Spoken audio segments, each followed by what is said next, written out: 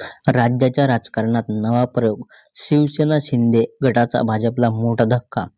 राज्यात स्थानिक स्वराज्य संस्थांच्या निवडणुका जाहीर झाल्या आहेत. निवडणुकीच्या पार्श्वभूमीवर घडामोडींना वेग आला आहे. स्थानिक स्वराज्य संस्थांच्या निवडणुका या महायुती आणि महाविकास आघाडी म्हणून लढवल्या जाणार का, याबाबत उत्सुकता होती. मात्र याचं उत्तर आता समोर आलेलं आहे.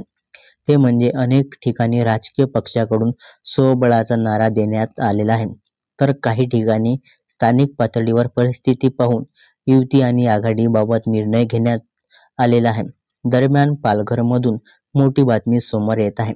पालघरमध्ये शिवसेना शिंदे गटानं भाजपला मोठा धक्का दिला आहे. सिंधुदुर्ग जिल्ह्याच्या धर्तीवर पालघर जिल्ह्यातील डहाणू नगर परिषद निवडणुकीसाठी भाजप विरोधात शिंदे सेनेसह सर्व राजकीय पक्ष एकत्र आल्याने नवा राजकीय अध्याय लिहिला जात आहे. डहाणू नगर परिषद निवडणुकीसाठी शरद पवारांच्या राष्ट्रवादीने शिंदे गट आणि अजित पवार गटासोबत हातमिळवणी देखील केलेली आहे.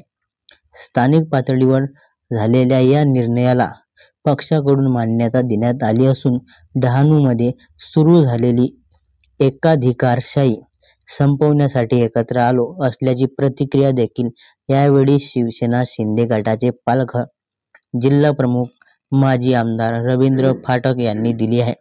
दरम्यान जागा वाटप आणि उमेदवार ठरले जात असून सोमवारी शक्ती प्रदर्शन देखील नगराध्यक्ष आणि 27 उमेदवारांचा उमेदवारी अर्ज दाखल करणार असल्याची माहिती समोर आली आहे.